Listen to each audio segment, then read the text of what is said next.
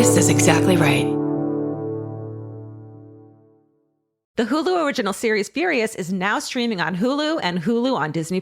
Starring Emmy Rossum as Alice Black, Furious follows a rookie FBI agent on the hunt for Catherine, played by Lola Pettigrew, a mysterious and calculating female serial killer. While Alice upholds justice, Catherine kills for it, terrorizing the rich and powerful men of New York in her pursuit of vengeance. With secrets that change everything, Alice discovers there's a thin line between hunter and prey. Watch the Hulu original series Furious. Now streaming on Hulu and Hulu on Disney Plus for bundle subscribers. Terms apply. Goodbye. The best time to think about home security is before you need it. That's exactly why there's Simply Safe. Traditional home security only alerts you after a break-in has already happened, and that's too late. Simply Safe is changing that. Simply Safe's US-based live agents identify threats on your property and help deter them so intruders never get to your house. The system is customizable so you can build one that fits your home and your specific needs. The 24/7 professional monitoring is effective and affordable and won't lock you into a long-term contract. I think that's what's so scary for so many people is that long-term contract. And like, what if it turns out you don't like it or need it, but they don't have that because they know you'll like it and you'll know that you need it and feel so much safer when you have it. Like at this point in my life, I would never go without a security system on my house. I just feel safer with actually having Simply Safe around. There's a whole staff at Simply Safe that's waiting to talk to you and help you out. Right now, you can get 50% off your new system by visiting simplysafe.com/MFM. That's half off at simplysafe.com/MFM. There's no safe like Simply Safe. Goodbye. Get into the Hyundai Getaway Sales Event and get away with a deal so right, it almost feels wrong. Right now, you can get great deals on Hyundai's most popular models, including the adventure-ready SUVs like the Hyundai Santa Fe or Santa Fe Hybrid and the Tucson or Tucson Hybrid. Plus, there's the bold and stylish Elantra loaded with the latest tech. Or go all-electric with the Ioniq 5 or the Ioniq 9. So get down to your local Hyundai dealer and get away with a deal you'll love during the Hyundai Getaway Sales Event. Visit HyundaiUSA.com for details. Goodbye. Hello.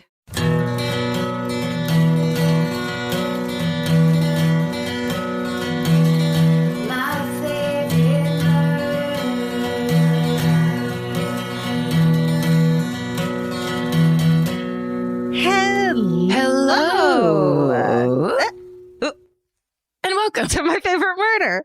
That's Georgia Hardstark. Thank you. That's Karen Kilgariff. You're welcome. Frank. That's a dog snuffling excitedly. Frank's doing a thing on the bed where he's just running his nose. He's driving his nose back and forth along the bed. Ooh, it feels good. Did you get some itches? What's happening? It feels good. How's it going? It's going, man. It's good. We're recording Mondays now. It is a change, though. Yeah. Mondays are a different vibe. They are. Tuesdays, sometimes Wednesdays, if we were really going to push it. Yeah. Mondays is like, we're getting it together. Yeah. So if we're missing, like, if Bitcoin explodes on Wednesday and we don't somehow, you're like, how are they not talking about Bitcoin and Dogecoin? It's because Dogecoin is the new American currency. Why aren't they even addressing? In the fan cult, we only accept Dogecoin now because it's cute. So get used to it. There's a lot of that kind of stuff that I'm like, I'm pretending that I can ignore it, where it's like, well, that I'm old, it doesn't apply to me. Where it's like, yeah, that's exactly how you basically get sucked under by culture. Yeah. Does money apply to you? Because please, yes. I hope. I stay young by reading Reddit and reading up on what happens in Reddit. They keep me young, man. Those commenters. I stay young with emollients and moisturizers. Slathering them. I stay young by eating the blood of no. Oops. Careful. Oh shit! I almost gave away my secret. My secret. You give away the skin. You'll be attacked by QAnon if you start making jokes like that. I will say. So I had lunch with my mom today. Speaking of which, I was just gonna say she looks incredible. She's like Janet is 75. hot. Is a hot piece. She's a gorgeous woman. She is. She has had no work done. I'm 40 and have had more work done than she has. And she used to bathe in the sun with Crisco on as a child. And she looks incredible. Does she eat a certain type of diet? No. Is she some kind of, she doesn't adhere to a certain this or that? No, we're big red wines. Red wine, she's healthy. She eats well. Mm-hmm. I'm like, can I get a piece of those genes? Hopefully you're my real mother, because keep. This is where it all comes out. I know. I start to age terribly, and she's like, well, got something I gotta tell you. She also has amazing hair. Oh, a mane. It's a mane. Truly. The first time I saw her, she walked in when we were decorating for your wedding. Yeah. And she came in with sunglasses on her head and this head of hair. I was like, is Gloria Steinem here? Who is that? It was crazy. She looks like she hasn't actually worked hard her whole entire life, which she absolutely has, and had 3 children who were very rambunctious. Yes. At once, basically. Yeah. Both my parents. Back to back. Oh, I was thinking, how much older is your sister than you? 18 months, baby. Same as yours. Oh, shit. Oh, you're Irish twins too? We're Irish twins. I was a gift, not an accident. She always tells me that. Then don't bring it up. I don't need to know anything, though. I don't need to know that. You don't have to blame yourself for all the troubles of their marriage, Georgia, if you just didn't know that. No, it has nothing to do with you. It has nothing. You know what? Maybe that's what keeps Janet's skin so tight, is she just keeps telling the truth. Like, dude, it's very... Dude. What am I doing? Did you have a little story about you told me some people got shouts out. Oh, yeah. I wanted to give a shout out to the shout out that the Weedarinos got. What? In an article in Vulture by Kevin Cortez, wrote an article called The Wide and Wonderful World of Weed Podcasts. Oh. Which, amen. I thought it was just Doug Benson. I didn't know there was a wide world. It's Doug Benson and our friend Henry Zabrowski of Last Podcast on the Left. Who did you know that Last Podcast on the Left had herb grinders in their merch store that sold out immediately? No. That's awesome. And then they're also going to launch official podcast weed vapes in the future. So God's work, gentlemen. The ultimate crossover. Well done, boys. But so then it says, and beyond the category of podcast creators, there are the Weedarinos, the weeded My Favorite Murderinos fans who congregate and bond over pot on Facebook. Whether they just like they're making the stigma of smoking weed less so. And so I want to give them a shout out for their shout out, and we support you. And here's how you do that. You go, hey man. Hey man. Hey man. Hey man, beer cool, funds. Man. Beer funds. Weedarinos represent. That's right. Thank you for listening. Thank you for 420ing every day. We accept all types in this community. We appreciate you, and we think we can learn from you too. I'm not high right now. Believe it or not. God, I wish I had a piece of news for you, but I truly, I've done a lot. I've done a lot of patting myself on the back because I do the dishes every morning. Karen, can I just tell you how much more that is than I do every day, quarantine or not? I mean, but I'm almost doing it just so I'm like, don't, well, here's a better way to say it. I had a couple people over. It started as I was going to have one person over to eat dinner who had also had their second shot a while ago. And then people started hearing about it. So we basically it was a 4-person dinner party, which is how I discovered I only had 2 forks left. Total. Can you fucking believe that shit? I was like, I don't notice, right? I just use the one and then the other one's in the sink. And it didn't come up for me. And then when I went to grab forks, there was 2. And I was just like, well, this is very embarrassing. Bring your own fork. BYOF. Thank God, though, we ordered so much Chinese food the Chin Chin just gave us so many, not just chopsticks, but forks that it was covered easily and everyone didn't care. But the point of the story was that at the end of the night, everyone went home and it was, of course, very short because we all got exhausted immediately. Point being, when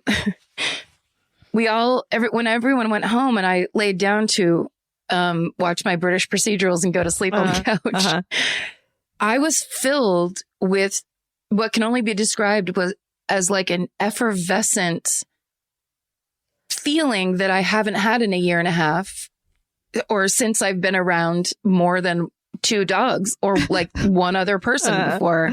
It was the weirdest thing where I finally got the sense of how empty my tank is in terms of just like actually being a human being. Because I laid down, I felt like it had been my birthday party. and it literally was like 4 of us eating Chinese food and that's it. It was not that big of a deal at all.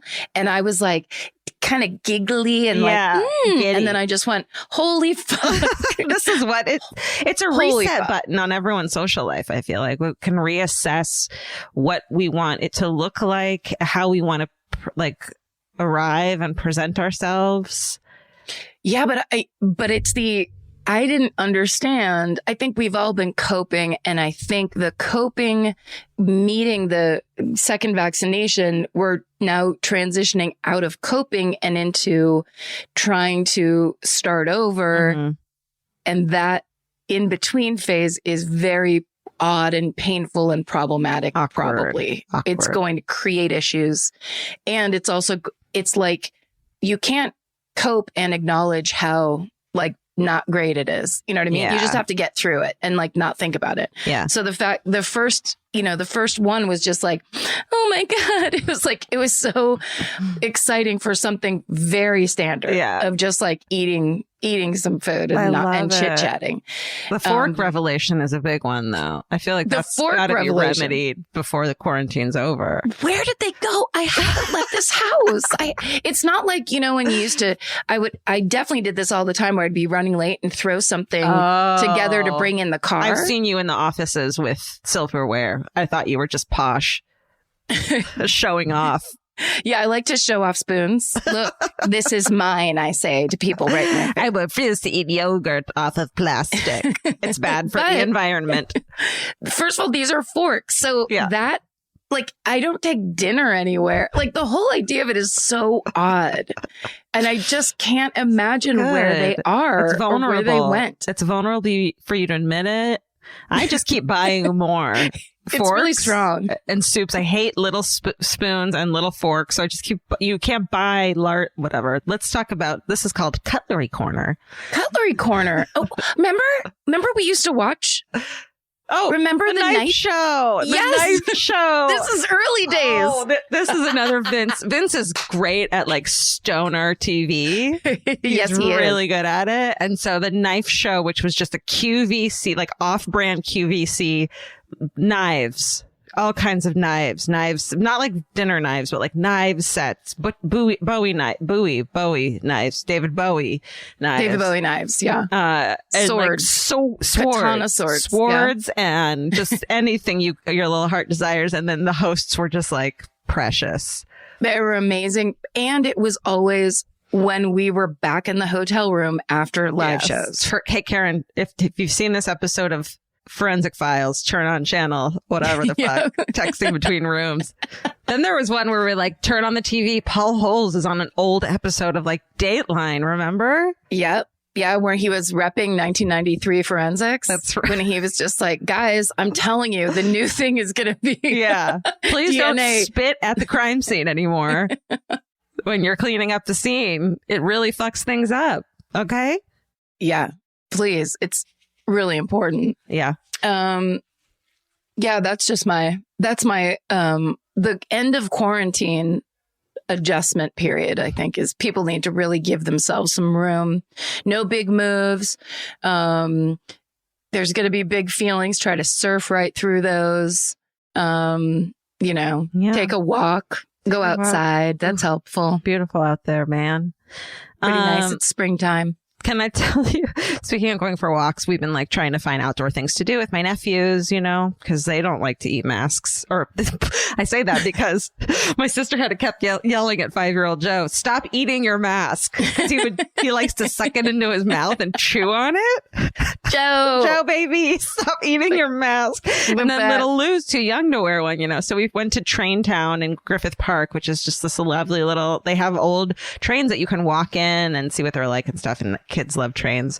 So my nephew who's 10 was there and he's kind of, Micah is kind of, you know, over it. He's a big kid now and he likes anime. Yeah, he's a big kid. Yeah. So he kept saying, Georgia, are you going to get recognized? Auntie Georgia, are you going to get recognized? And I was like, if someone doesn't fucking walk up to me with my favorite murder shirt on right now and hug me, he's going to be so disappointed in me. I almost wanted to pay someone. But then when we left, we were in the parking lot and this lovely lady did. And I was like, well, you go find my nephew and tell him that you know who I am. That's it. And then I text him because now he's a texter. Nora's a texter too now. I get to text her anytime. Who gave you a phone, kid? She got for Christmas, she got to get a phone because everybody else was getting one. She's a teenager though, so I feel like that's okay. Yeah, she is not.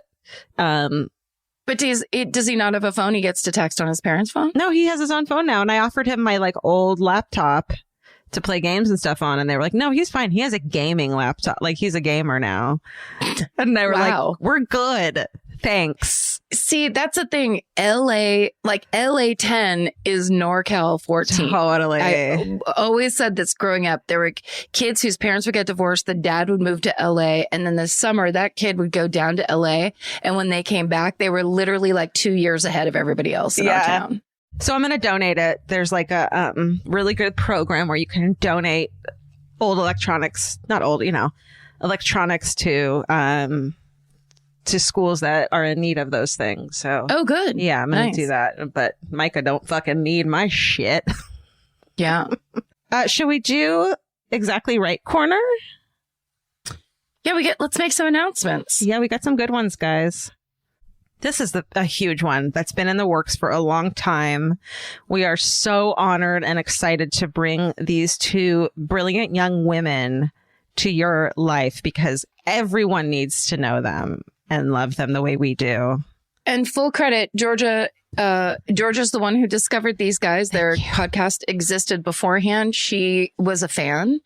And then she said, I think these guys would be perfect to be on the network and bring a completely new genre to the network. These are going to be your best friends. Guys, the True Beauty Brooklyn podcast, hosted by estheticians and just badass entrepreneurs, Alex Shapiro and Elizabeth Taylor. Yes, that Elizabeth Taylor are coming at you this Friday, April 30th. We are so freaking stoked.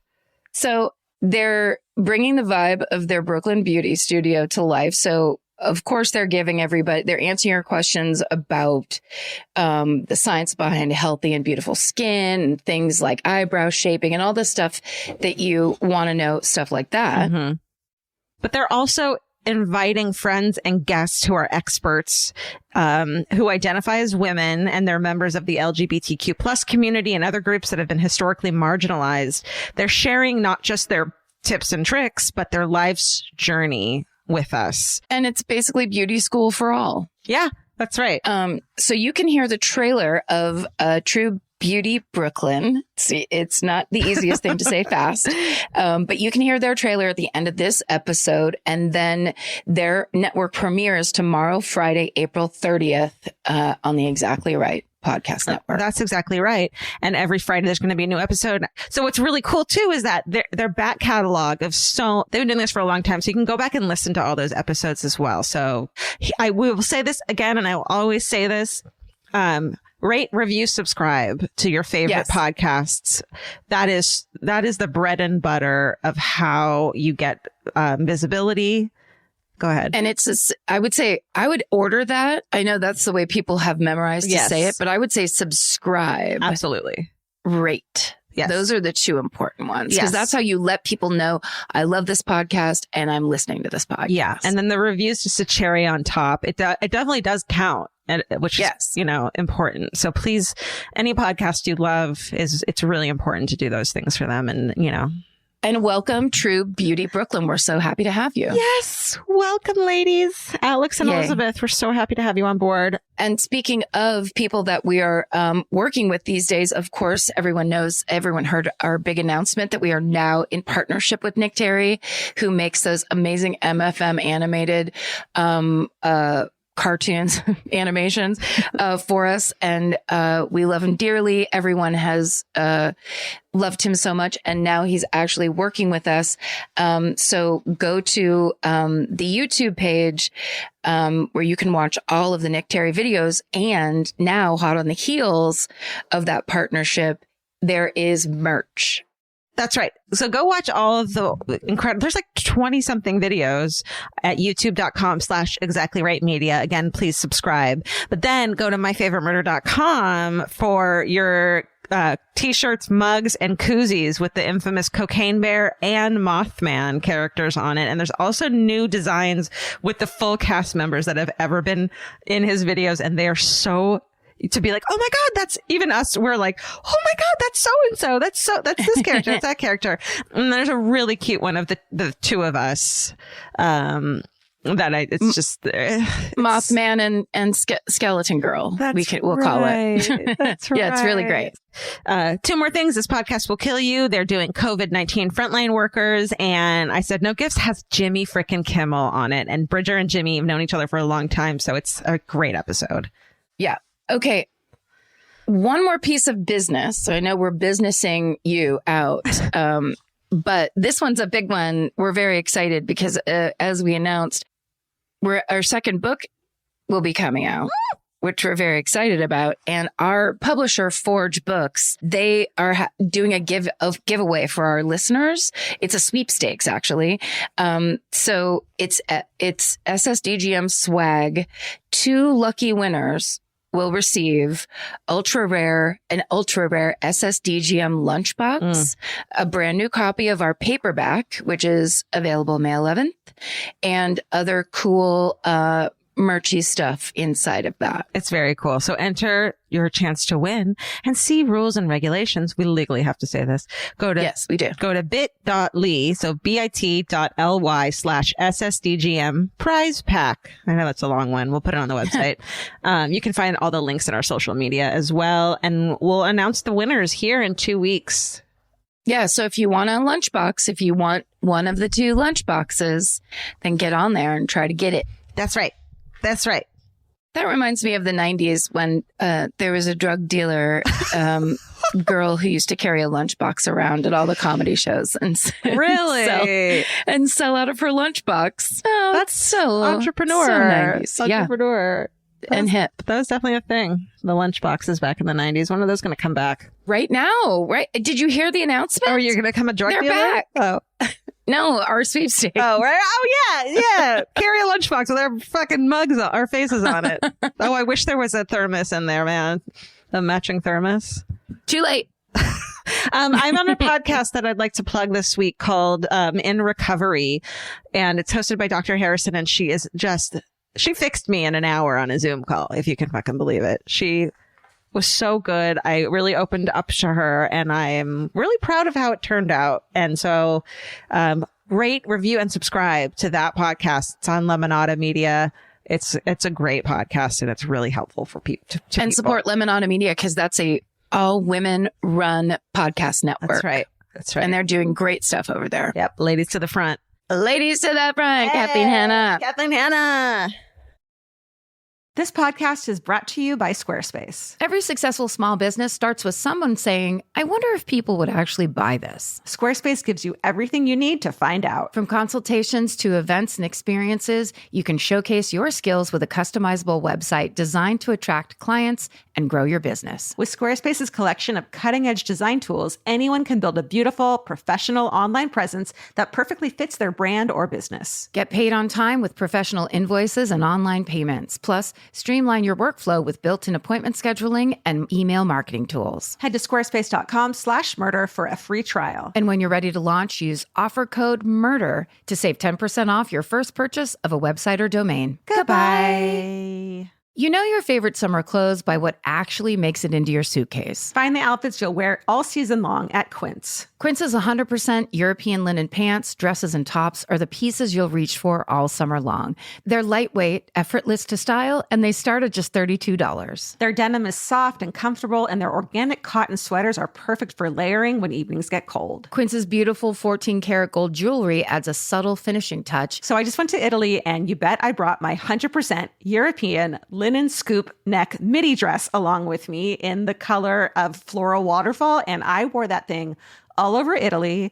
It was like the perfect day to night. It just looked so pretty, and I felt like I looked sophisticated while still being comfortable. Make your summer wardrobe feel easier. Head to quince.com/MFM for free shipping and 365-day returns. Go to QUINCE.com/MFM for free shipping and 365-day returns. Quince.com/MFM. Goodbye. Every piece of furniture you own has a story. Sometimes it's an heirloom, and sometimes it came with the house because it was too heavy to move. If you're ready to start a new chapter with your home decor, there's Article. Article makes it effortless to create a stylish, long-lasting home at an unbeatable price. They take great care in curating their collection, focusing on pieces that stand the test of time. We've talked about Article for a long time. There are pieces in that catalog that are so affordable that are room changers. And if you go through there and there's like a little something you don't even realize you need it until you see how they have stuff set up or what style combinations that they're doing with. They do the boho chic. There's mid-century. It's a little bit modern. It's something new. Like there's so many choices in there, and it's not going to break the bank. As someone who's interested in tons of different styles and time periods, Article covers them all in one place. I love that. I know I've mentioned already how much I love my entryway table, but I swear to God, because the path that it's on, I pass it 4 times a day, and I love it more every time. Article is offering our listeners $50 off your first purchase of $100 or more. To claim, visit article.com/murder, and the discount will be automatically applied at checkout. That's article.com/murder for $50 off your first purchase of $100 or more. Goodbye. Should we go in? This is a quilt episode. Should we go into our intros? Let's quilt it up, baby. Come on. Am I first, Steven? Yep, you're first this week. Okay. What you got? So this is, God, it's like one more big announcement. My story this week is from, if you heard this episode, it was in the 20, maybe 6 hours that it was posted in 2019 before we had to pull it right back down. For legal issues. It's the infamous Lost Glasgow episode. And we had to pull it down for legal issues, but turns out my story was in the clear. So we're going to share the half that we can share with you this week. So this is us. I mean, it feels like it was only yesterday that we were back. That we were Glasgow. escaping the UK without going to prison. So this is the Glasgow 2019 show. And so here's my story of me covering the Beast of Birkenshaw. I'm going to do the Beast of Birkenshaw, Peter Manuel. Whoa. But man, I don't like this story. Man. You don't like it? You know, I try to find the ones that are like kind of weird and kind of interesting and that I can go off and then make a ton of jokes about. This guy's not funny at all. But amazing. And, it's also like those stories that come from like this starts in the 50s and just, it's like the dark ages of police and detective work. It's just like, there was nothing anyone had. They had to find like a knife in a hand to get like actual hard evidence. So there's so many situations in this story where they're like, but there's no evidence, so they couldn't do it. Or they like put their cigarette out on the evidence on accident that they were smoking while investigating. Well, they were calling in photographers from the newspapers to come and stand on evidence real quick before they picked up the evidence. It was a different time. Yeah. Okay. I got a lot of information on a website called oldglasgowmurders.blogspot.com. Perfect. That's why I laughed so hard at yours. I was like, how many Glasgow murder blog spots are there? And then I remembered how big the internet is. I also watched a series on Daily Motion called Serial Killers, and this one was specifically about the Beast of Birkenshaw, and an article on a website called Radio Times that was written by Eleanor Blay Griffiths. Okay, so we start on July 30th, 1955. That night, around 11 p.m., 29-year-old Mary McLaughlin is walking home from a dance when a man jumps out of the bushes, covers her mouth, holds a knife to her throat, and tells her not to speak. So everyone's worst nightmare. He makes her climb over a fence so that they're in a secluded field. And there he spends the next hour alternately groping and kissing her and then threatening to cut off her head. When he finally stops, he apologizes to Mary, explains that he's just upset and that her red hair reminded him of someone and made him want to kill. Oh, you're upset? Then by all means. What the fuck? Take someone with a knife, you fucking psychotic baby. Okay, so he then asks Mary if she'd like a cigarette and offers to walk her home. To protect her from all the other fucking rapists that are out there. Oh my God. Then he mentions to her that he thinks they ride the same bus. Fuck. So Mary reports the attack to the police, and with her help, they're able to identify her attacker as 28-year-old repeat offender Peter Manuel. All right. Yeah. From The Office. What's his name? Jim from The Office? American Office. John Krasinski, ladies and gentlemen. Yeah. Stop trying to be a fucking movie hero, dude.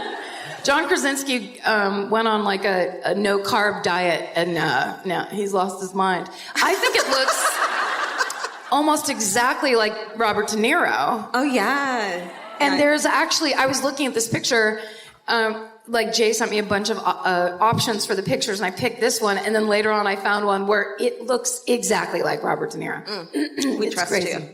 So that guy, Peter Manuel, he was born originally in New York City, so this one's on us.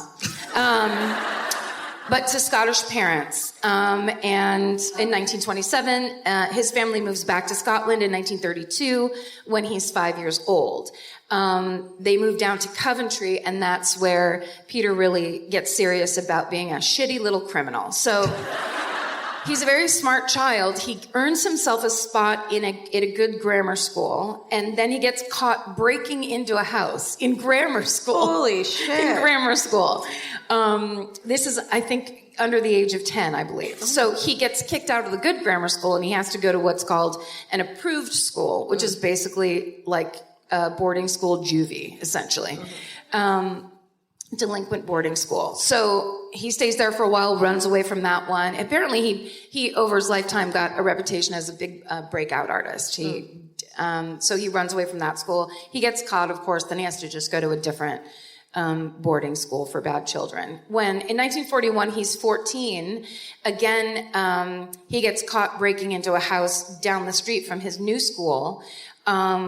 But now his crimes have begun to escalate from just plain petty crimes to Jesus fucking Christ. What's going on? They always seem to do that, don't Yeah, they do. But this guy's doing it in like his early teens, which is crazy. Yeah. So apparently he breaks into this house, and then according to the report, quote, the lady of the house saw him coming from her bedroom with an axe in his hand. And as a result, she had a nervous breakdown. Yeah. Horrifying. Yeah. It's a murder child in my house. Oh my God. Okay, so within the year, Peter's charged with 3 more cases of breaking and entering and of robbery. And during one of those robberies, he decides he comes upon a woman sleeping in her bed. It's her house.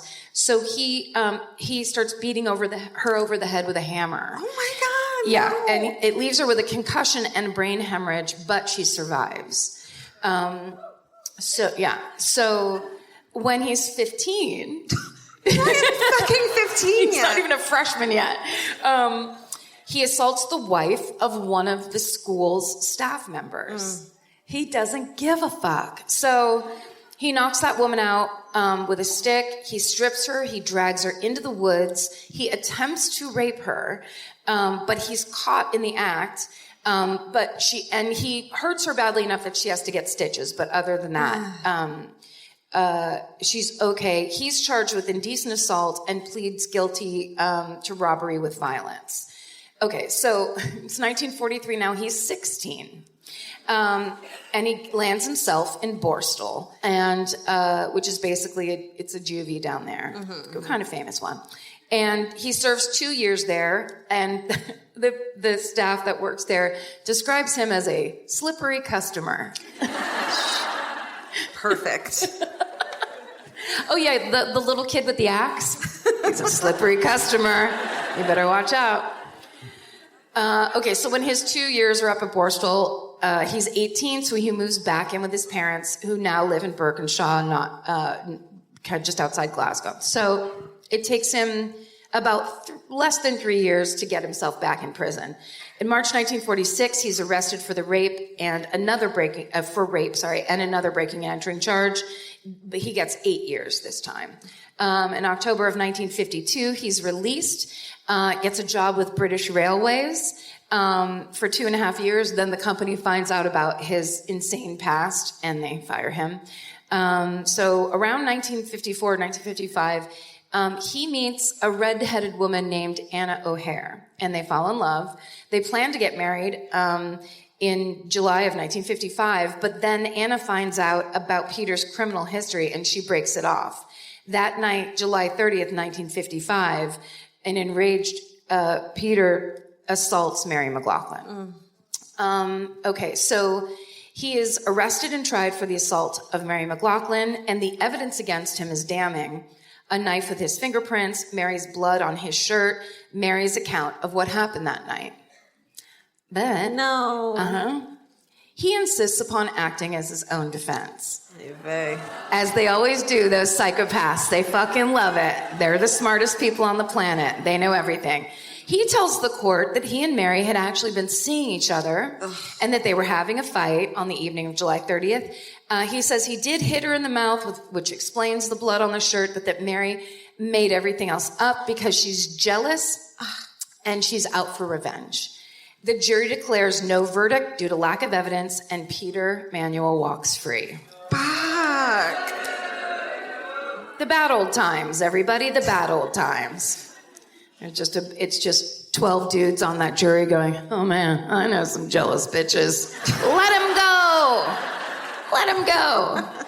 The court reporter's like shaking her head. You motherfuckers, you've done it again. I can't wait for 2019. Okay.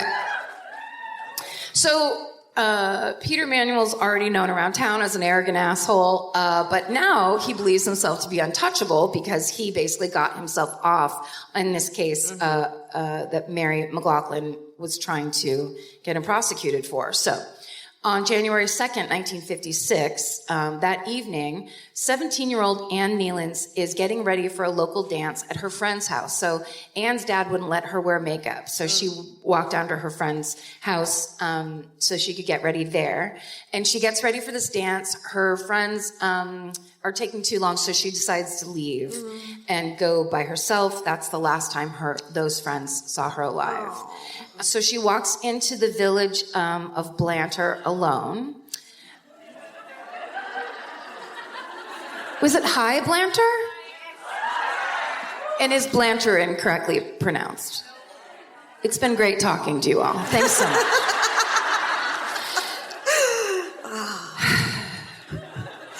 Just an audience laughing at you. So hard at you.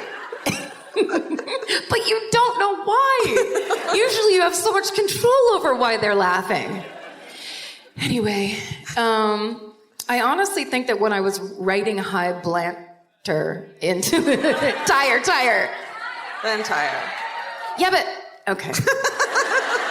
From the documentary I was watching, that's how they pronounced it, and I wrote it out phonetically, and like correctly phonetically, where Blan is in all caps, like it's in the dictionary. Okay, but I guess you know better than a documentary.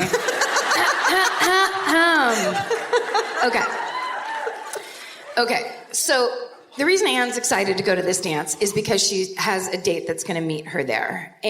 But when she gets there, he stood her up. Right. So, but she still stays at the dance till after midnight, and then once again she walks home alone. So she thinks she's alone, but actually she's being followed. And then she realizes there is a man following her, and she starts to run, and he chases her. He catches her, he drags her onto the East Kilbride golf course, where he rapes her and then brutally beats her to death with a blunt object. Terribly beat her. He caved her skull in, but he also beat her in the face. So it's when the police actually, when they found the body, it was that kind of thing where it was like, there were very, very few murders back then in Scotland. I think in the documentary, they said they had like 7 or 8 a year. So these guys are traumatized. And it's just really extreme. Okay, so the problem was also Anne's parents thought she was spending the night at her friend's house, so they didn't call the police to report her missing until January 4th, which is the same day that her body is discovered on the golf course. Okay, this is the picture of Anne. Aww. And then here the police searching the area near where her body was found. Because there was the golf course, but then the gas company, it was at the time, back then, it was all these beautiful farms, but they were putting in all these a bunch of housing. So the gas company was putting in gas lines. Wow. And there was actually a big workstation right next to this golf course that had all the, I'm calling it the gas company because that's what we call it in California. I think I have it written correctly in here somewhere. But basically there was a whole work site with all the equipment and stuff for the digging for them to lay the gas lines. So when reporters arrive at this murder scene, there's a worker from this nearby construction site there telling them that actually a pair of boots and a pickaxe had been stolen a couple days before from that work site. And there's a newspaper photographer that overhears this conversation of him telling them that. So he walks over to take a picture of the guy because he's like, oh, this sounds like it might be a lead and there's something here. So I'm going to get a picture of this guy. And the guy immediately turns and goes, absolutely no pictures, and does like this whole freak out. The guy in the documentary is like, so then I had to take his picture. And it's Peter Manuel. Fuck. Yeah. So he's basically setting up an alibi of like, oh, my boots and pickaxe were stolen from this. Oh my God, he works for the company. Yes, he's working on that site, that exact site. So, of course, the police put that all together, and they already know that he's like this multiple offender. And they also notice that he's got some scratches on his face. So he goes right to the top of the suspect list. But Peter's father provides an alibi for him, saying that he was with him on the night of the murder. And Peter explains the scratches away by saying that he got into a street fight here in Glasgow. And the police were like, that's impossible. No one fights in the street, especially after they've been drinking. I saw some fucked up shit when I lived here, I swear to God. Girls fighting with huge hoop earrings on. I was like, this is not safe. What are you guys doing? But it was Saturday night. All right.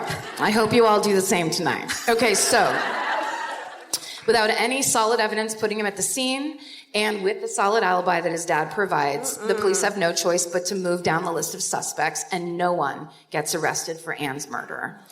Okay, so when they do talk to the guy that stood her up at the dance, he had a really bad hangover, and all of his family and friends were like, yeah, it's the truth, that's why, which I'm sure that guy feels, so terrible. Okay, so September 17th, 1956, this is 9 months later, Marion Watt is at home with her 16-year-old daughter, Vivian, and her own sister, Margaret Brown. Vivian has spent the day window shopping around Glasgow with her friend who lives next door. Then she came home. Then they basically just all went to bed. It was just a pretty standard night. Vivian's father, William Watt, is away on a fishing trip. So here's Vivian. So in the middle of the night, an intruder breaks into the Watts home and shoots all 3 women in the head. Holy shit. So Mrs. Watt and her sister had been both sleeping in the master bedroom together in the same bed, so their murders were almost simultaneous. But Vivian's room is found completely torn apart. Her pajama bottoms are ripped. Her body is severely beaten. And even though she was shot in the head, she was still alive when her attacker left. Oh my God. And she actually, the next morning, their maid came and couldn't get into the house. And normally the door was open and the family was up and doing stuff. She couldn't get into the house. She goes to the next door neighbor. They basically call a mailman over. No. And the mailman sees that somebody has actually broken into the glass on the side of the door. So he reaches in and unlocks the door. And then they all find this horrible massacre, a massacre of a whole family. So the police, here's the police searching the home. Mm-hmm. That's the Watts home. Mm-hmm. And doesn't that look like it's from like World War I? Yeah. It's like, it's the 50s. Yeah. It was like, here 1,000 years ago. This is how police used to look for evidence. Is that a metal detector? That's a metal detector. It's a metal detector. Right there. And it's Winston Churchill who's using it. It's so nice. He used to help everybody. The original detector is right there. Okay. So immediately they arrest the father that was away on the fishing trip, William Watt. Yes. Because they put it together. He was 180 miles away. And, oh yeah, you guys don't do miles. Yeah. Kilometers or whatever. It doesn't matter. Whatever it is, he's 180 of them away. He's about 2.5 hours away. Okay. And the police actually basically time it out and say he absolutely, from the last time an eyewitness saw him at the Caravan Hotel, which is where he was staying for his fishing trip, the last eyewitness, they basically timed it out, and they're like, he absolutely could have driven back home, killed his whole family, and then driven back, and then been there in time for the next eyewitness who says they saw him. I don't think it's him. It is not. I'll just look. Spoiler alert. This is going to be over pretty soon anyway. It's not this guy. And the crazy thing is, but they arrest him and he's immediately in jail, even though there was a hotel worker who said that she saw him cleaning frost off his windshield the next morning and windscreen. But how could it be a screen? And it wouldn't have been frosty. That's right, because the car would have been in use if it was. And there's all these things where they try to pin it on him, and they go and they interview all the gas station attendants along the road, and they're all like, "No, I've never seen that guy before." So then they appeal to the public, and they're like, "Has anybody seen this guy?" So of course somebody's like, "Yeah, I saw him. Mm-hmm. He was a guy that ran a ferry." He's like, "I totally saw that guy as a dog." And then he starts giving the cops all this information. They're like, "We got it." Then they realize, everything this guy's telling us has been in the newspaper. Yeah. So none of this is real. So then they make another appeal. Has anybody seen this? So then another guy comes forward. Come on. And this is basically them trying to go, can it just be this guy, and we can leave him in jail. Yeah. Someone say they saw him, please. Yeah. And the second eyewitness eventually admitted he never really saw the driver's face and kind of wasn't telling the truth. Okay. This is the most nuts part. So this is where, because William Watt's been arrested, Peter Manuel goes from cocky to fucking completely insane and contacts the police about the Watts family murders. No. Yeah, he gets involved. So here's this whole thing is a quote from the Old Glasgow Murders.blogspot.com website. Please visit there. It's a great website. It was so comprehensive. God bless websites like that at 4:00 the day of a show. Okay. Manuel wrote to the police claiming that he knew who had committed the murder. He had also contacted several newspapers, claimed to have insider knowledge of the crime. He even arranged to have a meal with William Watt and his lawyer at Glasgow's Whitehall restaurant to discuss the case. The husband? No. Yes. Oh. Yeah. Yes? It had to be him. Yeah. Maybe it was before he was... Yeah. Or maybe it's just the lawyer. You can't trust these blogs. Just immediately shit on him. Well, basically, he basically had a meeting with William Watt. He inserts himself into He this entirely inserts himself. He claims that a criminal associate who was conveniently unable to name was responsible for the crime, while simultaneously providing an impressively detailed description of the Watt home, a description which he claimed had been passed on to him by the perpetrator. In one piece of bizarre behavior, during one of these meetings with Watt, Manuel produced a photograph of his first murder victim. What? So sorry. I want to know what Anne Nylands, and asked if Watt knew her before ripping the photograph to pieces. So now he's just in there doing some fucking crazy shit because he thinks he's smarter than everybody. Okay, so the cops in Glasgow are tearing their hair out. They know this guy has something to do with it, obviously, but there's never any evidence. So they have to use the evidence that comes up and put somebody in jail because people keep getting murdered. Okay, so a year after the Watts family massacre, on December 28th, 1957, a 17-year-old girl named Isabel Cook is walking from her Mount Vernon home to a school dance when she disappears. I mean, talk about an MO. It's teenage girls going to and coming from dances. Yeah. So obviously he's like creeping out, like watching them and stalking them as they go. Totally. So she disappears. Authorities conduct a massive search for her. She's not found. And of course, the first suspect on everyone's mind is Peter Manuel. But again, no hard evidence. And now Peter believes he cannot be caught. But he's very wrong. So, but unfortunately, this doesn't get it. It's one of those things where you're just like, if only that's when they found this case, or if only they didn't insist it was William Watt and looked into it further. Totally. Because in the early morning of New Year's Day, 1958, Peter and Doris Smart and their 10-year-old son Michael are all shot dead in their Uddington home. Is it Uddington? It is? Thank you. Thank you. She wants us to feel better about ourselves. Yes, it is. You can do it, girls. Okay. Okay. This is just terrible. This family is just murdered. He's such a fucking asshole. He's a real piece of shit. And after this crime, he lives in their house for a week. So beyond like psychopath, right? So he hangs out, he eats their food, he drives their car, he feeds their cat. What? Which is just creepy.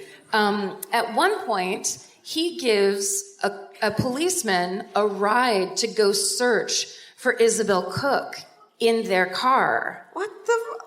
This family's car. In this family's car. Takes a policeman to go to the to go look for her. Victims. His previous victim. Oh, this guy's just like, doesn't give a fuck. He's the devil.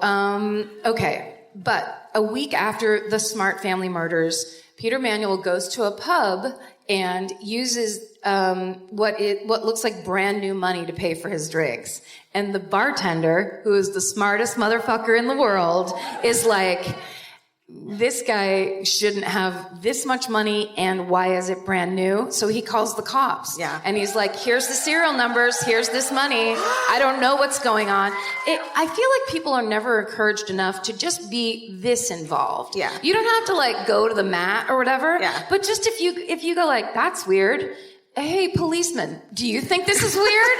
Do you want to run this through some machines or something? So, of course, when they check with the bank, of course, I lost my goddamn spot. Fucking bartenders, man. Like, let's just take a like moment. On it, Yeah. and like no one realizes they're the only person who's not shit-faced in the bar, and they're fucking paying attention. Or they're really good at being shit-faced. Right. Okay, so, I just need to turn the page. Okay, so the bank, they take the money to the bank, and the money is traced back to Peter Smart, who had withdrawn a bunch of cash for the holiday. Because remember that when you had to get money, and like in planning ahead, you had to get all your money at once? Yeah. It's a long time ago. But before there were ATMs, you just had to stand in the bank with your mom and wait for her to take like $800 in cash out, and then just roll the dice on the streets of Petaluma. This is a personal story. Anyhow. Those dangerous streets of Petaluma. We had to fight our way to the car. It was parked right outside. Anyway, Finally, authorities have the hard evidence they need to connect Peter Manuel with one of the series of the murders that were terrorizing Glasgow. So finally, on January 14th, 1958, police arrest. Woo! We're almost there. Peter Manuel at his parents' home in Birkenshaw for the triple murders of the Smart family. Here's his mugshot. Dick. Okay. Yeah. Really, no more. No, I don't like it. Okay. So at first he denies killing the Smart family, but when police arrest his father on a lesser charge, he caves and confesses to all 8 murders, including the murder of Isabel Cook, the girl who is missing. He tells police that he had, again, same MO, stalked, raped, and beaten her to death, and then he led them to where he buried her body. So his trial begins May of 1958, and even though he's already confessed to the murders, he enters a plea of not guilty and, once again, represents himself in court. God. Yeah. Go ahead, ding dong. He's like, I just called a serial killer a ding dong. I'm aware of that. Yeah, that's how we take the power back. In these little ways, here and there. He is a fucking ding dong.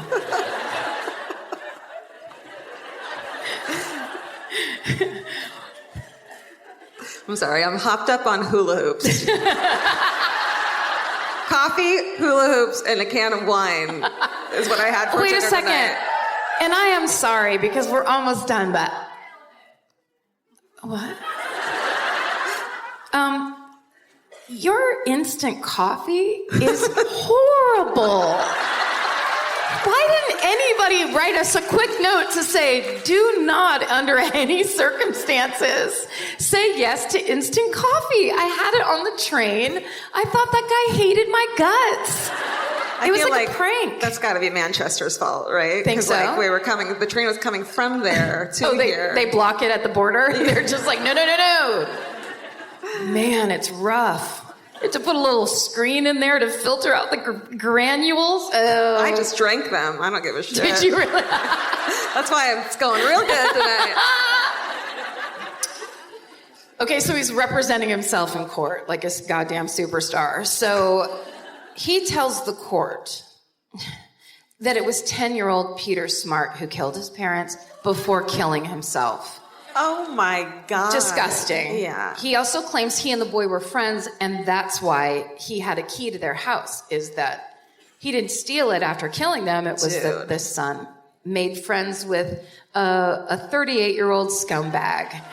I don't think so. So, although the judge does, at the end of the trial, say that Peter Manuel's defended himself with a skill that is quite remarkable. You don't need to compliment the dude. Well, that's how good he was. The judge is like, look, I hate you, and I have to say, that was pretty impressive.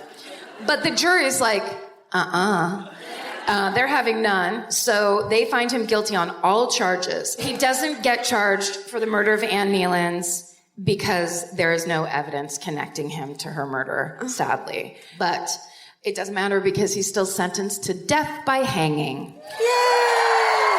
That's right. And William Watt is immediately released from jail and completely exonerated for the murders of his family. Jesus. Which, can you imagine? It's like they've been treating him like a criminal. It's like, oh no, his family was murdered. Yeah. Yeah. Horrible. Did they have lawsuits back then? I hope so. Okay, so here's a great hometown email that we got about this. Hi, Karen and Georgia. I'm a big fan. I can't wait for you to play London. I want to tell you about my family's local murders and close calls.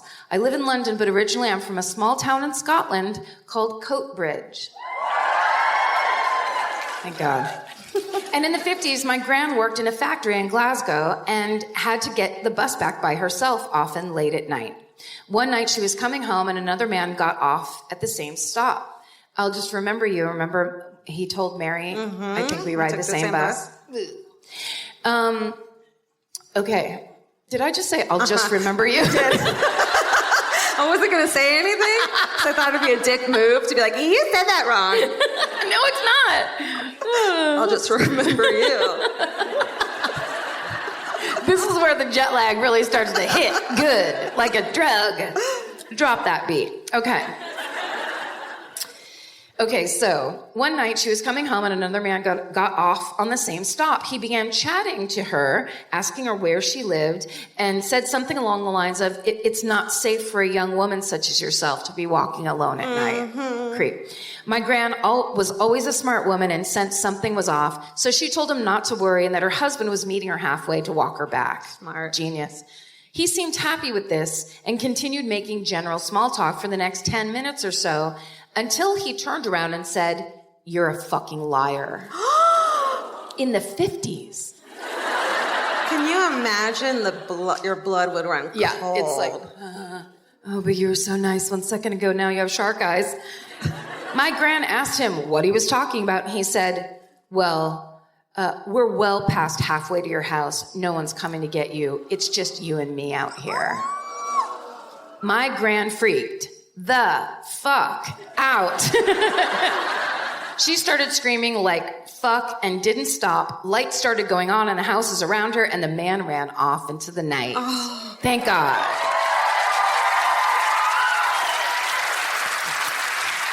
Years later, the news reported on a man who was captured on suspicion of murder. And as soon as they'd shown his mugshot, my gran instantly went, that's him, that's the man from the bus. Fuck. It was Peter Manuel, a serial killer who committed at least 7 murders, including 2 entire families. As more and more details of his crimes came out, it was revealed he successfully defended himself from a rape charge in near identical circumstances to the one my gran found herself in. And then he goes on to tell us a very quick story about how this same grandma also warned his mother against ever going to this one ice cream man, and that ice cream man turned out to be Fred West. What?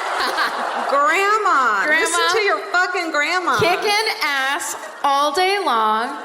Anyways, hope you enjoyed this. Can't wait to see you in the UK. SSGGM Brendan. Amazing. So good. So, and just to wrap it up on a positive note, on July 11th, 1958, serial killer Peter Manuel is hanged on the gallows in Barlinnie prison. And his final words were, "Turn up the radio and I'll go quietly." And that is the huge bummer story of the Beast of Birkenshaw, Peter Manuel. Wow, that was intense. Isn't that awful and insane? Great job. Thank you. Very fucking intense. So, whole families. It's yeah, just it's horrifying. heartbreaking. Horrifying. Summers for adventures, road trips, and adding a whole lot of miles to your car. That's why it's worth stopping at Valvoline Instant Oil Change first. If you need an oil change, make the smart stop at Valvoline Instant Oil Change before you hit the highway. Their trained techs can help you get road trip ready with an oil change and an 18-point maintenance check included with every oil change, checking your tire pressure, wipers, lights, and more. That means they're checking important things before you're halfway to your aunt's house with no cell service. And these aren't just any techs. Valvoline Instant Oil Change techs complete over 270 hours of training, so your car's in capable hands. The best part, you can stay in your car and you're in and out in about 15 minutes. So before your next long summer ride, pull into Valvoline Instant Oil Change. Valvoline Instant Oil Change. Change wisely. Goodbye. Goodbye. Get into the Hyundai Getaway Sales Event and get away with a deal so right, it almost feels wrong. Right now, you can get great deals on Hyundai's most popular models, from hybrids to EVs and more. Score on the adventure-ready SUVs like the Hyundai Kona, Tucson, Santa Fe, or Palisade,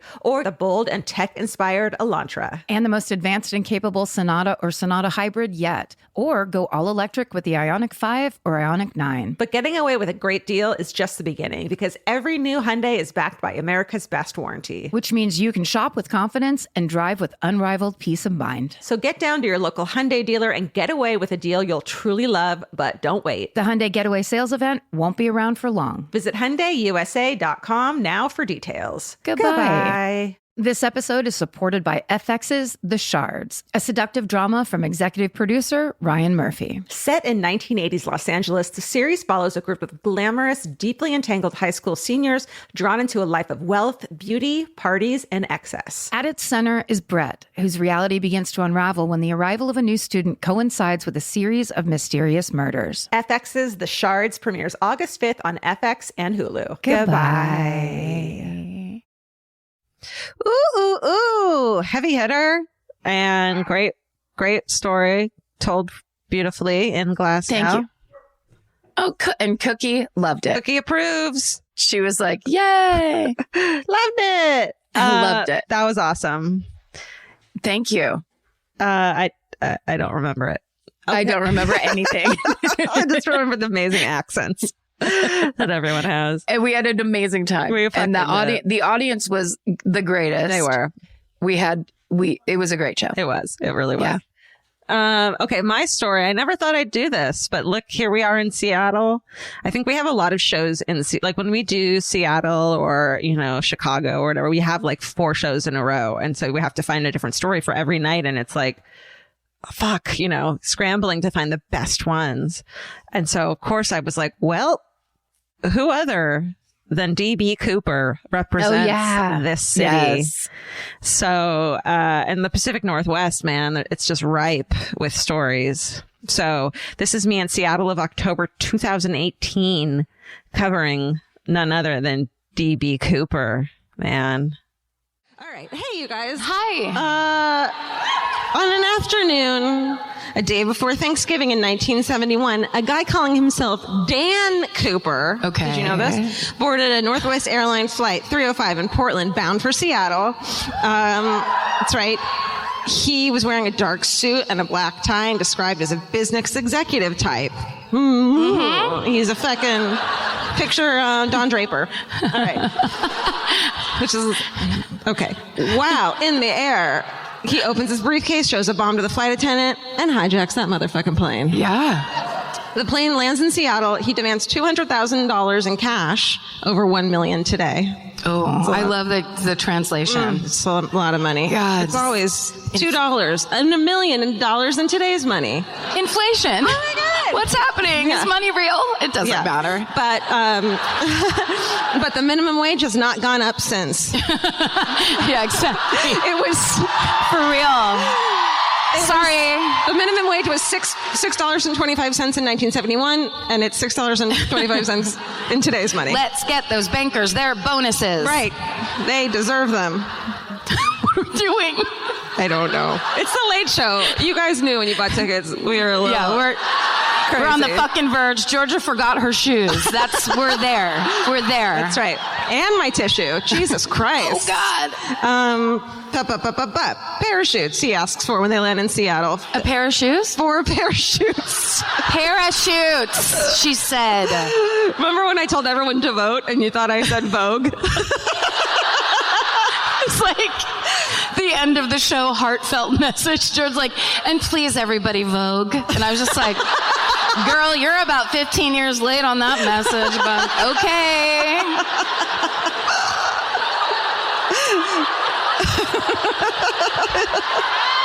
Yeah. Paris is burning. Paris is burning, ladies and gentlemen. They did it first. That's right. Okay. 4 parachutes and food for the crew, which is like really nice.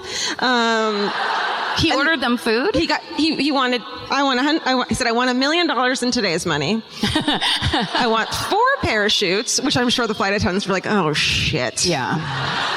It's more than him. Yeah, that's more than one person. Food for the crew, and then he released all the passengers. Well, that's nice. So it's reasonable. Yeah, not a dick so far. Okay. I mean, don't hijack shit, but whatever.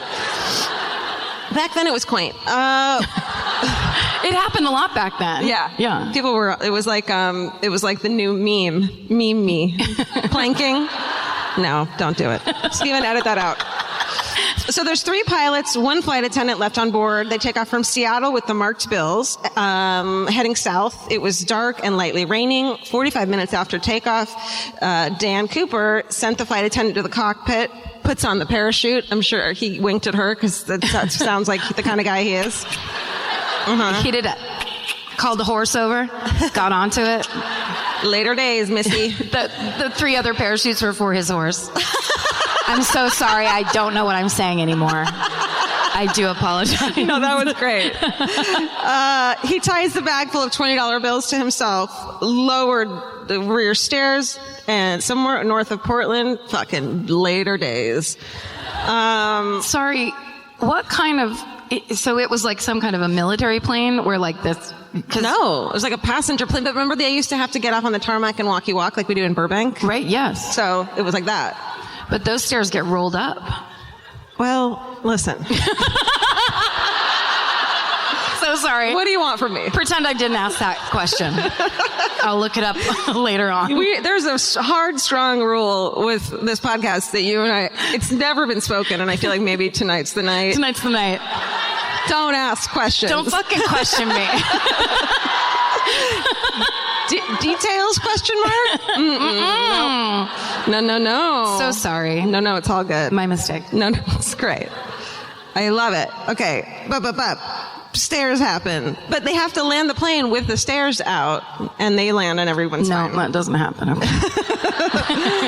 And then they find 2 remaining parachutes and a black tie in the seat that he was sitting in. So he took one of the parachutes with him. What does that mean? I don't know. Maybe. Let's ask him. Come on out. Oh my Dan. God, you son of a bitch! On his horse? He comes out on the horse? Or what if he fucking parachuted in right now? I wonder if anyone's ever parachuted in here. That'd be rad. I don't know. Probably David Lee Roth at some point. That's totally his style.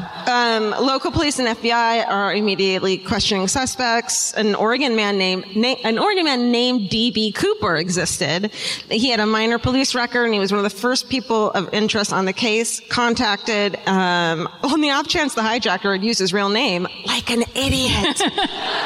Is what they meant to say. But he's quickly ruled out as a suspect. But a local reporter is immediately like, I got to get my deadline in. I'm gonna say that that's his name, and so his name becomes D.B. Cooper. But that's not his fucking name. Oh, D.B. Cooper is another guy in Portland that just had that name. Yeah. And the original guy's like, my name was Dan, but thanks, dude. Thanks for the cover. Yeah. So D.B. Cooper becomes a name of legend that you all know and tolerate. The military's called in. 1,000 troops search the suspected jump zone. They do all these bananas tests that were probably really high tech for the 70s, but we would laugh at if we saw today. What, like a crate of bananas goes out the airplane? A guy in a gorilla suit is pretends to be eat a banana. Yeah. No, they fly over the ocean, and then they parachute down to see what trajectory he would have had and all this shit. Mm-hmm. And they picked this. It was a Boeing 727. And they did all this crap like that. And so they concluded what time he jumped and all this bullshit, but they didn't find anything. FBI agents recovered 66 unidentified latent prints on the plane. And the agents, I know, there's probably a lot of passengers that might have been... Yeah, I think that's how planes are. Unidentified. So maybe they ruled out the other ones. They couldn't rule them out. Yes. Got you. They were the people who brought the stairs. They forgot about those people. Authorities interview eyewitnesses in Portland, Seattle, and Reno, and all of the flight crew who were personally interacted with Cooper, and some sketches are drawn, like the one you just saw. And ultimately, the search operation is arguably the most extensive and intensive in U.S. history, uncovered no significant material evidence related to the hijacking. Dad? Marty? Oh my God. That was my dad, you guys. And you just kind of realize it tonight. Yeah. I was going to say, his eyes do look a bit like, you know how when flounders' eyes go over to the side? They look like they're drifting a tiny bit. What if it was a fish that got turned into a man? He jumped over the ocean, he landed in the water, and he brought money back to his flounder friends who needed? I'm real tired. That is... You just pitched a Disney movie from 1969. Congratulations. And everyone's racist. Okay. A month after the hijacking, the FBI distributed a list of, so they give out the money serial numbers for everyone to keep their, sharp eye on, because you know how much everyone loves staring at money. And they give them money to financial institutions, casinos, racetracks, other fun places that people like to hang out when they have a shit ton of money.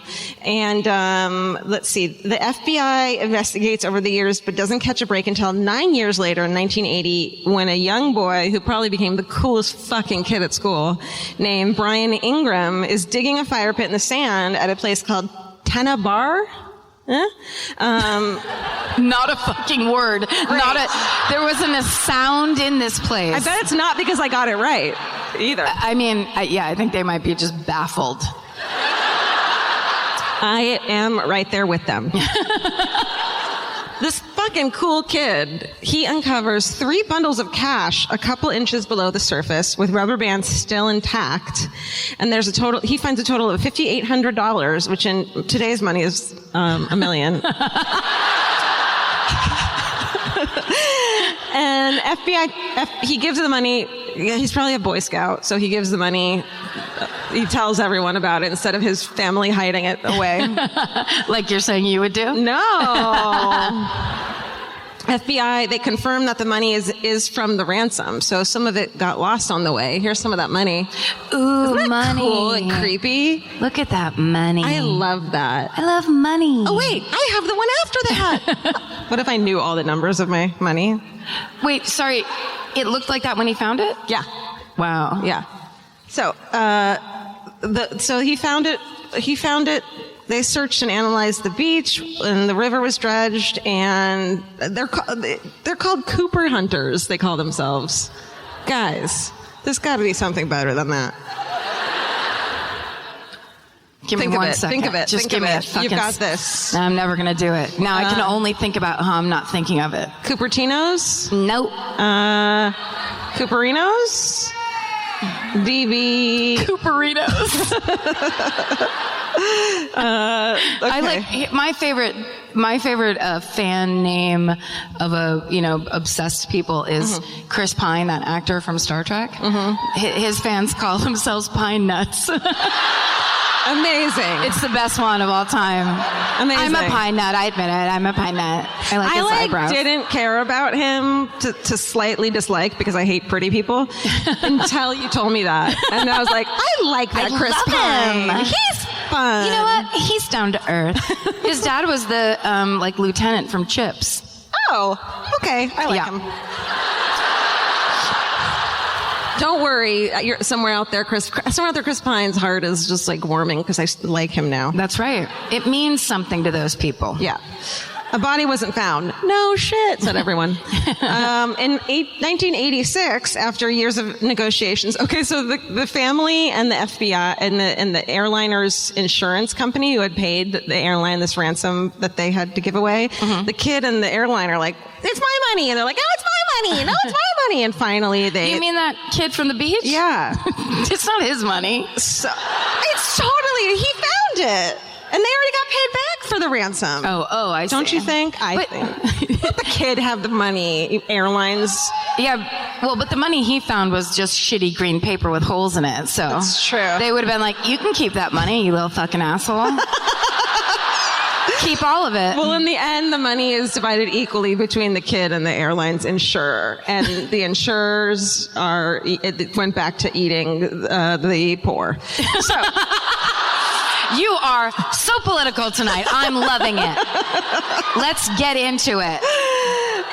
This kid, when he grew up, sold his bills at auction in 2008 so he got half of what he found, which was $5,800, and then he sold the bills at auction in 2008, and he got $37,000 for that. Yes.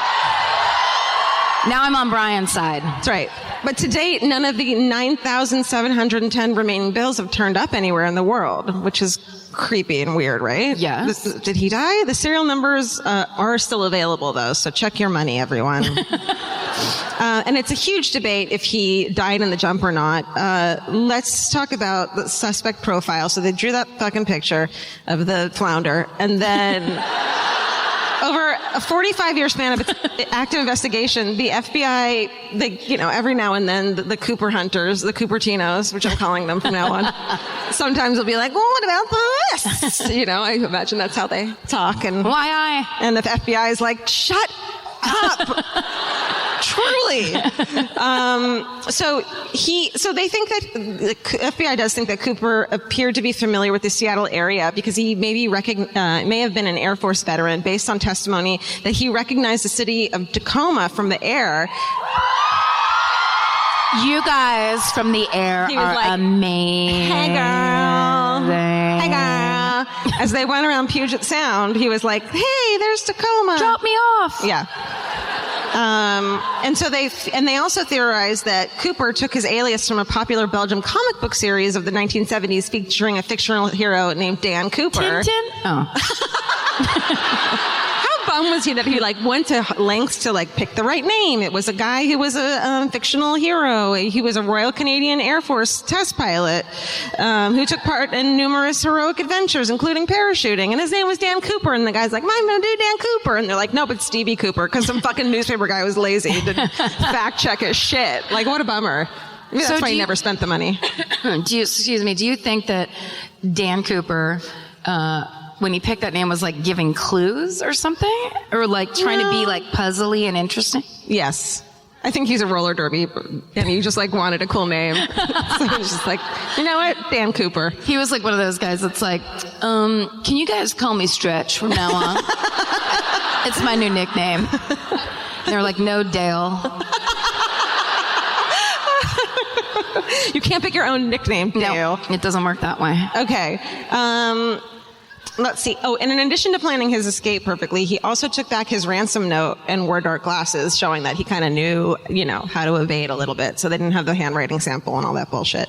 So between 1971 and 2006, the FBI processed over 1,000, quote, serious suspects, including publicity seekers and deathbed confessors, which is those poor people are I have nothing. I'm B.B. Cooper. That sucks. You got to do something you can confess one day. Nothing too serious. Just something kind of interesting. Yeah. Yeah. But they're all, nothing more than circumstantial evidence could be found to implicate any of them. When I'm on my deathbed, you know what I'm going to confess? Tell me. You can't do it now or it won't come true. Right? Oh, it's all going to come true. What? I'm going to be laying there and then I'm going to be come closer. Like a drunk Karen. Come here. It's a secret. I'm going to final secret. Final secret, Karen. Uh-huh. And I'm going to go, I'm a pine nut. People are we don't know what you're talking about. It's so sad. She thought she was a nut. It was very sad. Just delusional. Just totally insane. One suspect that people thought was John List. Remember him? Yes, I do. That fucking psychopath who killed, he's the family annihilator dude from way back when with you remember the creepy bust on America's Most Wanted, and then he saw it himself and was like, oh, that's me. I killed my whole family way back when. Yeah. And he later, remember that guy? Killed his family, laid them out in the ballroom. Uh-huh. You remember. We don't have to go through the whole thing. Well, he was an accountant and a World War II and Korean vet.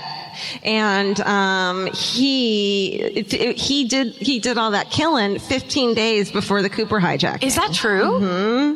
That's a good theory. Yeah. He withdrew $200,000 from his mother's bank account and disappeared, which he just realized is the exact same amount. It is the exact same amount.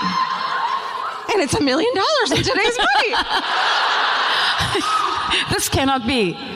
So he came to the attention of the task force because of his timing of his disappearance, multiple matches to the hijacker's description, which he looked just like the bust. I didn't put it up there because I actually deleted all this earlier because I wasn't going to bother. And now you're just kind of stuck in it? And now I'm kind of glad it's here. Yeah, I like it.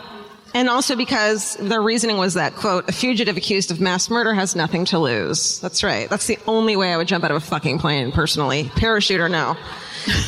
I mean, ideally, parachute. Okay. Yeah. I would say best case scenario, parachute. Yeah. At least one. After his capture in 1989, List admitted to murdering his family, and he said he didn't do the hijacking, and because we fucking trust mass psychotic fucking murderers, everyone's like, okay. And you didn't? No. Oh, thank you so much. Great. We appreciate it, yes. Sir. Have fun, and etc. So there's no evidence that implicates him, Baba, and they don't consider him a suspect. He's dead. Yay. The most popular theory suspect is this guy named Robert Wesley Rackstraw. What? What a dick. Say it again. Robert Wesley Rackstraw. That sounds like when you're, this is him. Oh. He looks like the guy. He's got flounder eyes if I've ever seen him, everybody. Am I wrong or wrong? It looks exactly like him. It looks exactly like him. Can we see the sketch real quick and then go back to him? Yeah. Boom. That's the... Yes. Yeah. Guilty. Will you go back one more time? That's fun. And then boom, yes. Guilty. He did it. I think he's also, what? He looks like you asleep, the mouth open. Sir, this is a mugshot. It's going to be forever. Oh, what? Huh? What? Which direction? Sorry, where do I look? So this fucking winner is a retired pilot, an ex-con who served on an Army helicopter crew and other units during Vietnam. He in February 1978, he was arrested in Iran and deported to the U.S. to face explosives possession and check kiting charges. Bet that's a typo. No, check kiting is when you write bad checks. Really? Yeah. That's stupid. Never. Really? That's weird. It's true. Okay. It's like 50s talk. Okay. Yeah. He's a check kiter, see? Some kind of check kiter? Well, that's fine. We'll get him. Write the serial numbers down. We'll find him. 824-7389. We should start doing long form improv during this live podcast. Oh my God. No, don't you dare cheer for improv. God damn it. It's really triggering for us, you guys. Okay, give us an occupation. I'm going to start sweating. Oh no, why did I sign up for this class? What if we solve this case through improv? We just throw that sound ball back and forth until we figure out who this man is. Zip, zap, John Hamm.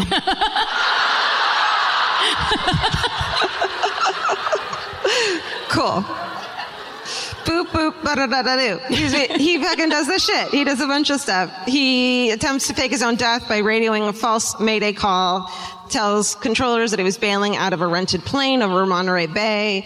Police arrest him and other shit. And so no direct evidence, essentially. Whatever. But I mean, he knew how to work a parachute. Yeah, he knew a lot about planes and jumping out of them and being an asshole and like doing illegal shit. Yeah. And he looked like that. Yeah. So guilty. Lock him up. Lock him the fuck up. Throw away the key.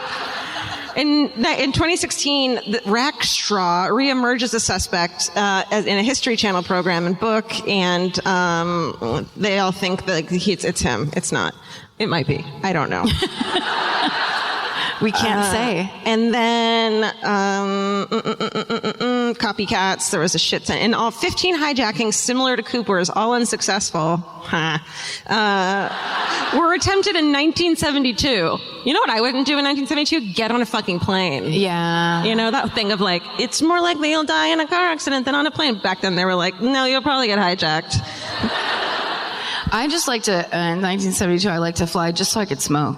Oh, yeah. You don't even have to smoke because everyone else is chain smoking inside of a fucking cylinder that you're sitting in. That's right. And they're like, what's her problem? Does anyone need a lighter? Let's get these cigarettes lit. Let's get this exposed flame out in the open. Okay. We're taking down the airline industry tonight. That's right. And of course, part of the reason why we have to take our shoes off at the airport is because this asshole, like, it all led up to this, you know. You're blaming him for that. Probably. Over 37 years before you had to take your shoes off. And then in early 1973, the FAA began requiring all airlines, not aliens, to search all passengers and their bags. So it's his fault. But I also am okay with it. Just, be quick. Get through that line. Yeah. Come on, everyone. You have to take your shoes off. Yeah. You have to. Pay attention. Just Pay do attention. It. Grab your fucking thing. Computer goes in a separate thing. It's not super new. easy. It's not new. And also, don't wear a belt to the airport, you dumb shit. Yeah. Like, what's wrong? Why? Don't accessorize. No one gives a shit about your accessories. 20 in your people purse. back start to untie your shoes. Yeah. 20 people minimum. And if you're me, and listen to your therapist and don't watch the line. Yeah. I had to tell Vince to stop watching the line. Because you start hating people's guts so bad. I just lose my that. This person won't do that. You're like, sir, your phone's in your pocket. Oh.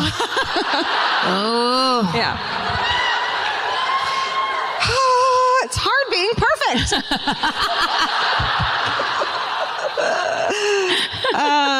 Start being an asshole. It's hard.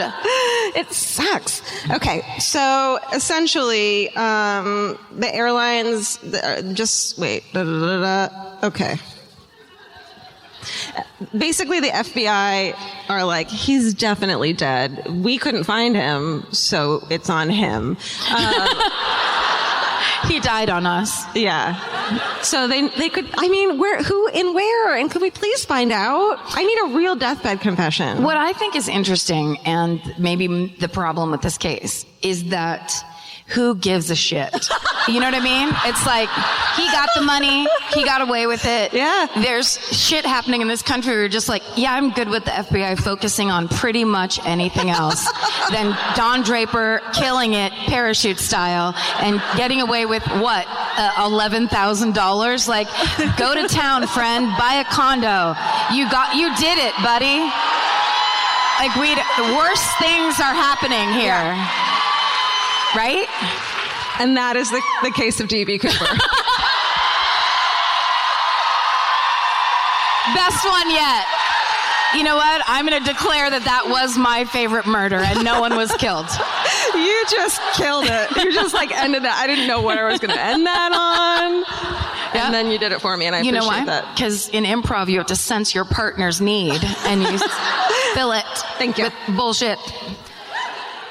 There you go. What a great job you did with that. Oh, thank you. Oh, you're welcome. I'm trying to be delicate about it, you know, in case he's still alive.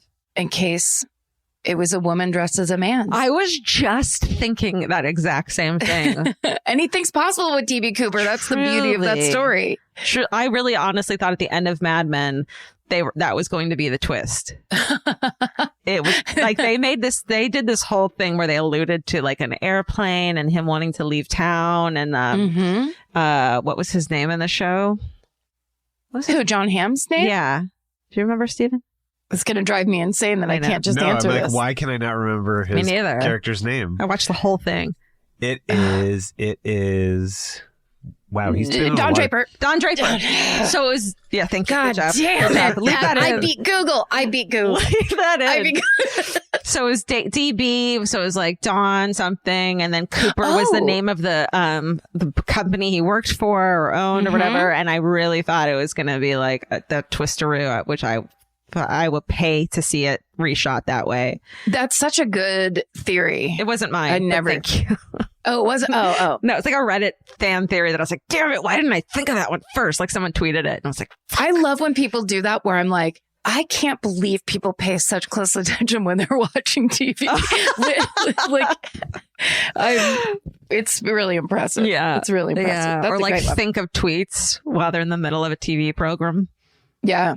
And now for the hometown, it's actually from the same show from Georgia's Story. Yeah. And it's one of the best told hometowns we've ever had at a live show.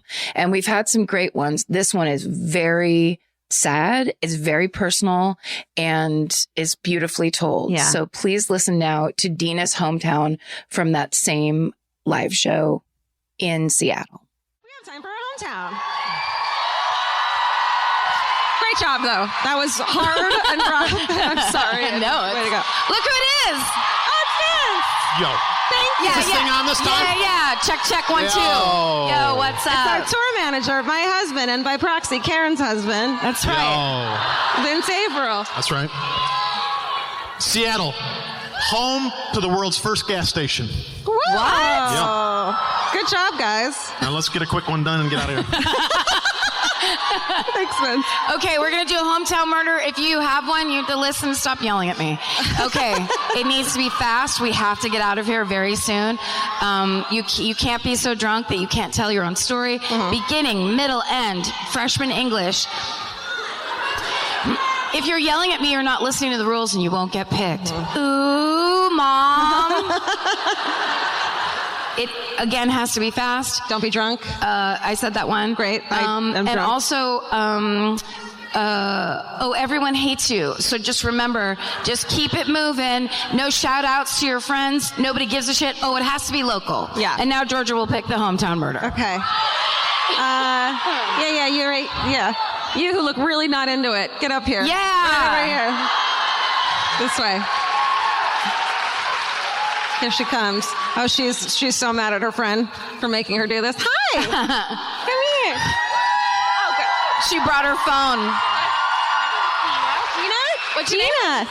Tina with a D. Dina, nice to meet you. come Here, come over here. Take this. Look, you Center match stage. us. Even. Are you going to make a phone call really quick? Well, I have a note on here. You have notes? No notes. I need a note. No, you don't do the same thing we do. Get up here. Crazy quote right. Okay. Where are you from? I am from a little town that used to be called Slaughter. Oh. You might have heard of it. It's also called now Auburn. Oh. Okay. Yeah.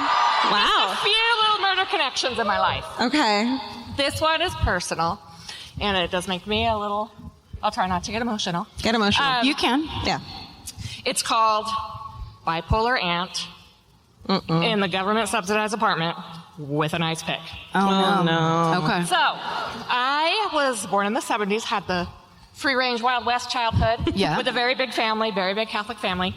My uncle married a woman who I adored. She was the greatest aunt. Tons of fun. Had a very big family. Their children were around our age. We lived 5 minutes apart. Spent a lot of time with them. Never knew anything was wrong until I was a teenager. When they first got married, she was a big family, one of the oldest children. Her mother passed away, had younger kids, and they took them in.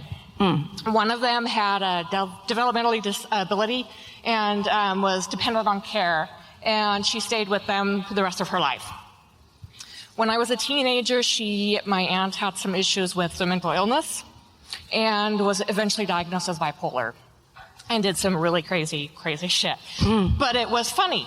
And we would see her later, and she would laugh about it. Yeah. And if she was on her meds, she was great. Yeah. But she tried to dig into another friend's where he had some helicopters, and she was going to dig under the fence, get the helicopters, fly up because my uncle there was aliens or it was never anything violent. So anyway, she became the legal caregiver for her sister with the disabilities. Because of all the issues, her and my uncle did get divorced, but she still lived in the same town. They still remained close. My uncle would even watch Nanette, what's her name? He would watch her occasionally to give my aunt a break, but she was her caregiver. So their oldest child has a baby, and she becomes more involved, in their life, very excited about the baby. She also discovered that she didn't need to take her medication because she became religious, and she didn't need to take it. She had found nothing wrong with religion, but please take your medication. If you leave here with anything tonight. The moral of the story is... That's right. So she was starting to say weird things again and acting strangely. My cousin happens to have 3 6s in a social security number, and she was going on about how that means that he's satanic, and that maybe the baby would, and she needed to, anyway, stuff that was odd. So we luckily told the mother of the child, do not let her alone with the baby. She wanted to babysit. We're like, nah, nope. I have some healthcare experience. My aunt, not the one with the problems, she worked mental health. We both sat them down and said, don't let her alone with the baby. Smart, We talked to my Aunt Patty's daughter and tried to give her some help. She had already contacted her the people she was getting her mental health care from, and they told her there's nothing we can do. She hasn't made any threats to herself. She hasn't made any threats to anybody else. We can't force her to come in. You can't force her to take medication. And very, very shortly after that, this was in, I think, 1998, she calls my uncle in the middle of the night, my Aunt Patty, and says, that basically, some of this I've heard second, third hand, it's a big family. Yeah. Some of it was in the news, it's in the paper, and that she had done something to Nana, and he needed to come over, and then he needed to help her, and then they needed to go over to my cousin Erin's house. And so he thinks, oh, Patty, it's okay. She's going to be okay. She's just... thinks she's done something, and he got over there, and she had killed Nana in her sleep with an ice pick. Wow. And we're really hoping that Nana never knew. Right. And she had a lot of weird. That was the quote.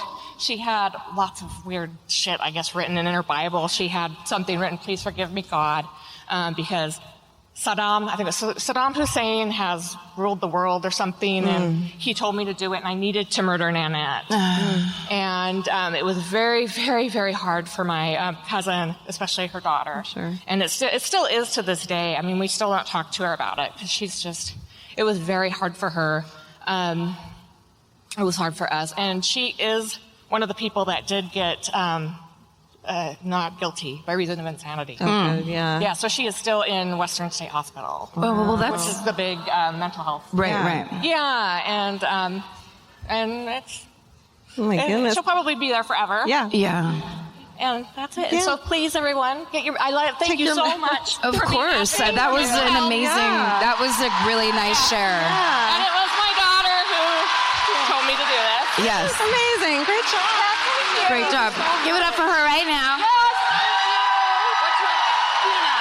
Dina, give it up for Dina. Great job. And my daughter did not do a crazy ninja roll up here, so I'm very surprised. Thank you. And I didn't even need to read my notes. I know you did great. That was really, really good. Thank you. Thank you so Good much. job. Yes.